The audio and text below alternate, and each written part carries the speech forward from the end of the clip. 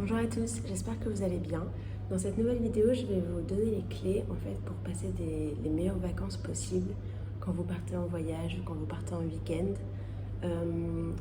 Parce qu'en fait, on a beaucoup d'attentes concernant nos voyages et quand on est vraiment dans notre voyage, on a souvent des déceptions ou il y a des choses à quoi on ne s'attendait pas qui se passent et du coup on ne sait pas trop comment les gérer. Et le but de cette vidéo, c'est vraiment de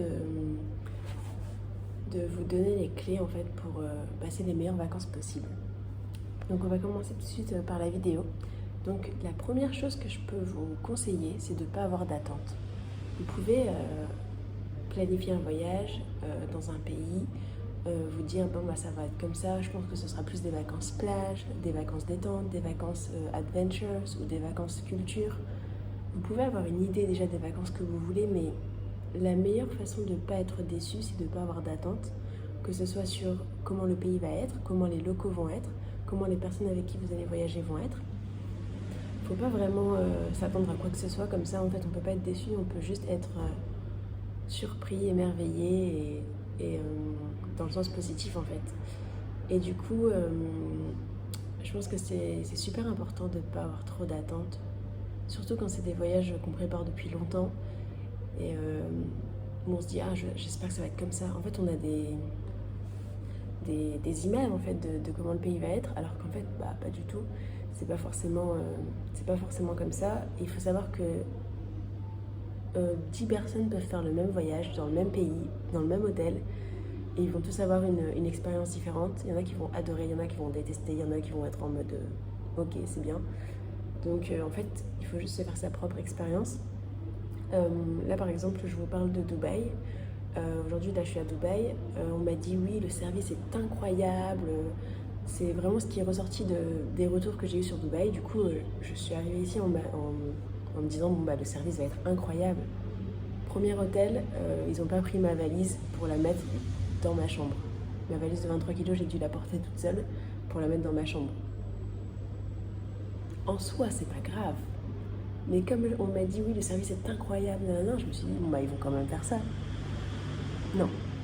Donc j'ai été déçue. Alors qu'en fait, si j'avais pas eu d'attente, j'aurais pas été déçue. C'est un petit exemple, mais ça va pour tous les aspects en fait des voyages. Ensuite, le deuxième conseil que je pourrais donner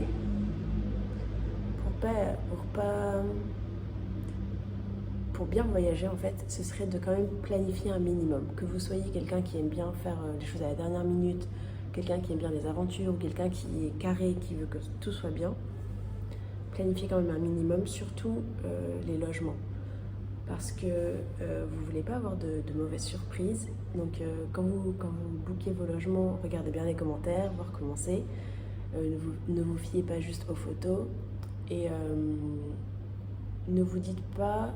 Enfin, après ça dépend comment on est. On est tous différents. Il y en a qui vont pas vouloir prendre de logement, qui vont vouloir dormir chez l'habitant quand ils vont voyager. Ça c'est super cool. Mais il faut planifier un minimum pour pas être en mode perdu. Renseignez-vous sur le pays où vous allez, sur la monnaie, sur le change. Parce que si par exemple, là on va reprendre l'exemple de Dubaï. Si par exemple vous ne savez pas combien ça fait 100 dirhams et que vous payez comme ça vous dépensez comme ça votre argent, à la fin de votre voyage vous n'allez plus rien avoir et vous n'allez pas comprendre. En fait c'est super, c'est des informations super importantes à savoir avant de partir. Donc faites quand même un minimum de recherche, un minimum de planification pour vous faciliter la vie en fait tout simplement. Un petit exemple, une fois j'étais partie au Japon et j'avais pas booké une nuit d'hôtel, juste une. J'avais booké toute la semaine, toutes les nuits d'hôtel sauf une et je me suis dit bon c'est pas grave je vais trouver. Le jour du coup où j'avais pas booké ma nuit, je suis arrivée là-bas et en fait c'était un jour férié et tous les Japonais du coup avaient booké des hôtels pour le week-end, pour passer un week-end en fait avec leurs amis, leur famille. Et du coup en fait tous les hôtels étaient complets. Et c'est la seule nuit où j'avais pas d'hôtel. Et du coup cette nuit-là j'ai erré dans les rues de Kyoto pendant au moins 3-4 heures à chercher un hôtel, il n'y en avait aucun qui était libre. Et du coup, au final, j'ai fini par dormir dans un Pishi Bank. C'est des endroits en fait où il y a des mangas, il y a des ordinateurs. Et il y a aussi du coup des genres de mini cabines avec des sièges où tu peux rester là pendant 12 heures maximum. Du coup, moi j'ai pris un round de 12 heures. Et du coup, enfin tout ça pour vous dire que, bon là j'ai eu de la chance parce que du coup j'ai pu quand même trouver un endroit où dormir, mais prenez pas trop de risques inutiles. Sauf si vous aimez vraiment ça, mais c'est quand même super bien de planifier et d'avoir le minimum d'infos sur le pays où on va, tout simplement. Et si vous voyagez seul et que vous êtes une femme, faites quand même des petites recherches sur internet pour savoir quels sont les endroits qui sont safe, quels sont les endroits où il faut faire plus attention. Enfin, c'est des choses, on pourrait dire que c'est des choses basiques, mais c'est quand même super important et il y a des personnes qui vont pas le faire. Donc voilà. Et après, une dernière clé que je pourrais vous donner pour passer un bon voyage, c'est juste de vivre dans le moment présent.